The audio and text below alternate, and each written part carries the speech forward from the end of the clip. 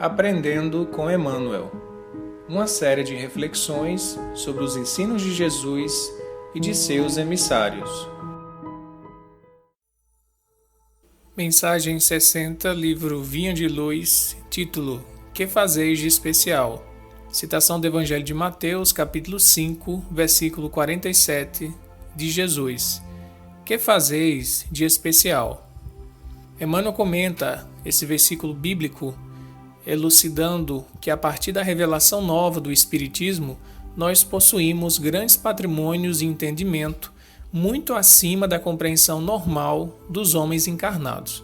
Então, a partir da doutrina espírita, nós adquirimos uma série de conceitos, de aprendizados, de perspectivas novas sobre a existência que nos permite, então, vislumbrar um novo horizonte além daquilo que a ciência materialista ou das convenções humanas possam nos oferecer, indo muito além das visões limitadas da teologia de caráter medieval, que ainda nos propõe, em algumas situações, a ideia de um céu paradisíaco ocioso ou de um inferno eterno, onde almas pecadoras queimariam incessantemente.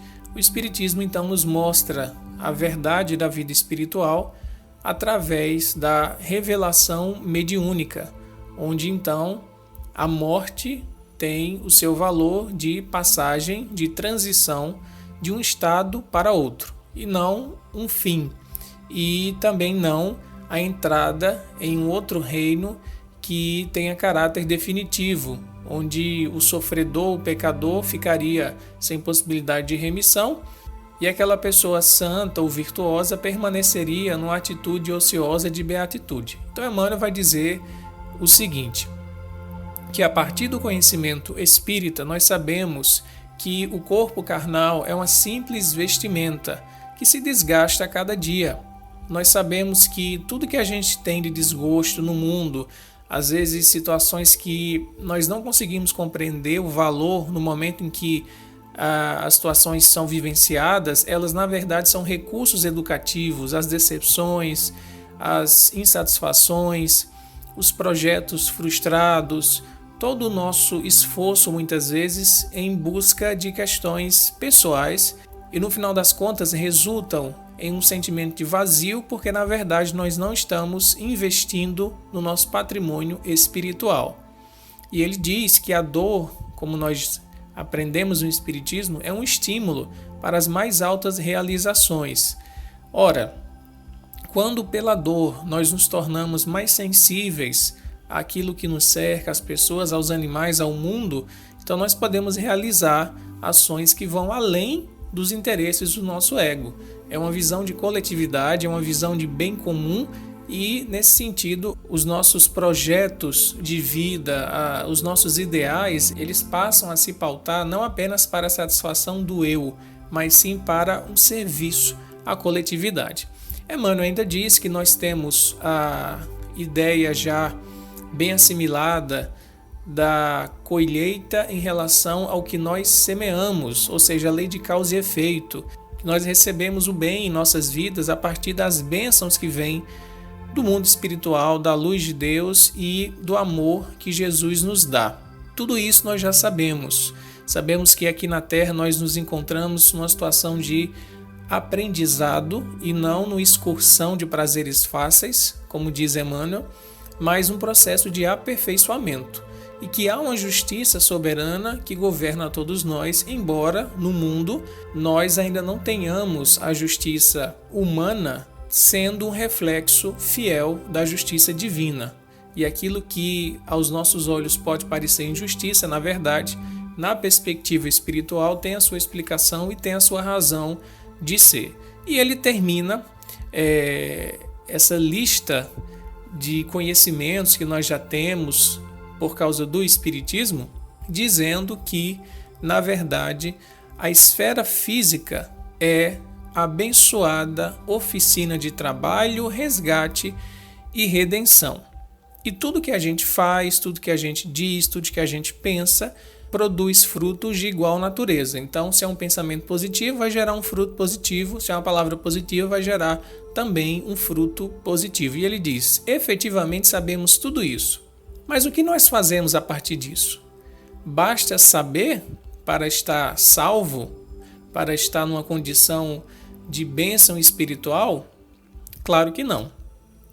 São muitos conhecimentos e muitas informações que os planos mais altos do mundo espiritual trazem até nós por meio dos médiuns, por meio do sacrifício de benfeitores, por meio do testemunho de almas abnegadas que vêm beneficiar o nosso contato com a matéria. E aí, Emmanuel diz o seguinte: a partir de toda essa bênção recebida, a partir de todos esses tesouros que o mundo espiritual nos dá, é justo, diz Emmanuel, que ouçamos a interrogação do Divino Mestre Jesus: que fazeis mais que os outros?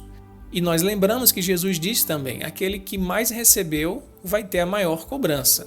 Então, se nós, enquanto espíritas, temos todo esse conhecimento, nós nos encarregamos, em termos de consciência, de fazer algo a mais, de não agir como a massa ignorante age.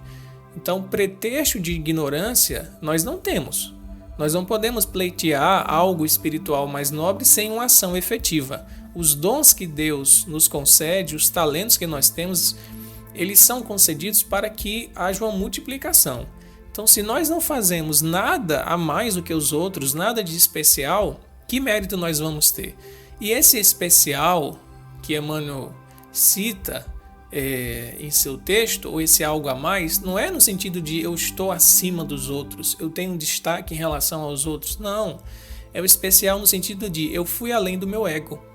Eu saí da vida comum de pensar só em si mesmo e estou buscando um paradigma de vivência coletiva, de tirar um pouco do meu tempo para me dedicar a outras pessoas, de tirar um pouco do meu interesse para me dedicar às necessidades essenciais dos outros, do mundo como um todo, e para que a fraternidade, na verdade, reine e o nosso egoísmo, nosso interesse, o nosso orgulho vá diminuindo paulatinamente. Então, é um desafio que Jesus nos lança quando ele diz, que fazeis de especial, e é um desafio que a nossa consciência nos cobra. Há uma luz de alerta que diz: olha, você já sabe disso e continua cometendo os mesmos erros. Então, que possamos receber esse desafio que o nosso mestre nos lança para que o mundo ganhe novas cores a partir da nossa ação no bem e a nossa ação especial, diferenciada, refletindo o amor de Jesus.